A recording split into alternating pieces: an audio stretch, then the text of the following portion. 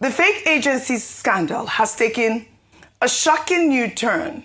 Human rights lawyer Femi Falana has revealed that police officers stormed the family home of Adeyemi, the alleged Director General of the Phantom Council in Ogbomoso, Oyo State, and arrested his father alongside a family friend who was visiting.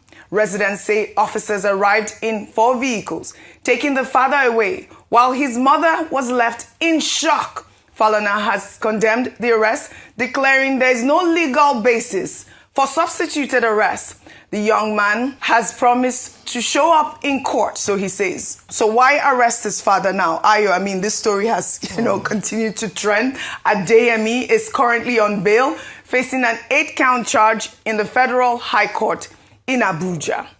Meanwhile, lawyers to the President's Chief of Staff, Femi Gbajabiamila, have issued a formal cease and desist letter to Adeyemi, threatening a 10 billion naira defamation suit demanding he retract all allegations within 72 hours or face criminal and civil legal proceedings. The letter lists 9 specific allegations made by Adeyemi during a press conference, including claims that Gbajabiamila demanded 48% of a takeoff grant, received 400 million naira by proxy, participated in fraudulent budget process, and is a murderer, an assassin.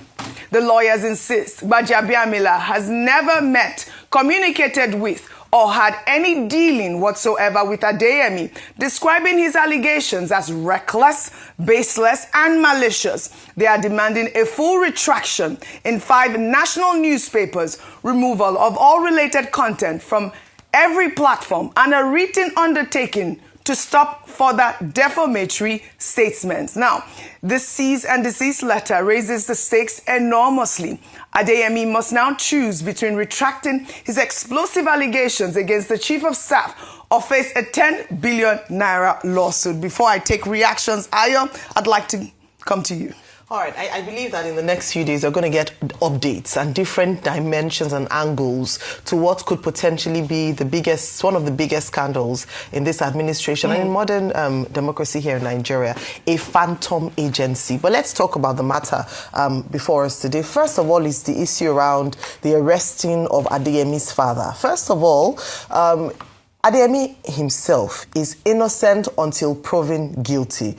And so, despite the conversations in public discourse, he must go through the process, or the justice process, the court processes, and if he's found guilty by competent court of law, then we can begin to talk about the fact that his penalties and so on. It has also been established earlier on by Dr. Bati and also, as you said, OG, by Femi Falana, that someone else cannot be picked up for the crime of another in Nigeria. There's no legal grounds for that at all. So the police has a question to answer. Number one, on what basis or on what grounds was Adeyemi's father arrested? Why was he picked up? Because this is now tantamount to high-handedness and not even almost, but bordering on intimidation.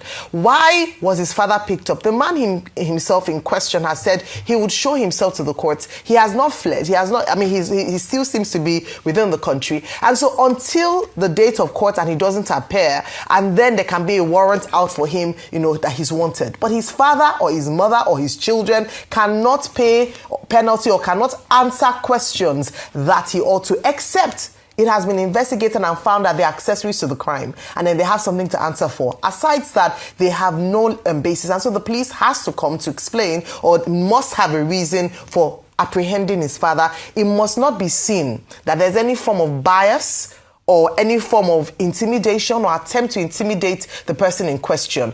It is a case that must be investigated, because I believe that this will unravel a Pandora's box around who was complicit, who knew about this arraignment of the phantom agency, and there are many questions that Nigerians have, that he has an answer to. Absolutely. And Adeyemi has not shown that he's afraid of speaking out. He has held conferences. He has spoken to the camera. He actually spoke on live television saying he was interviewed recently correct. Without his face, only voice. It was without his face. Without his face. So he's probably in hiding. He said he's recovering. He had his surgery and all that. But the due process must be followed. No matter how bad a case or how much interest it is, due process must be followed, and the security agencies must not be seen to be, going against the provisions of the law, or be shown to be, high-handed or intimidating him. Now, with regards, final point with regards to the cease and desist from Gbajabiamila's office, it's well within his right. If he feels he's been defamed,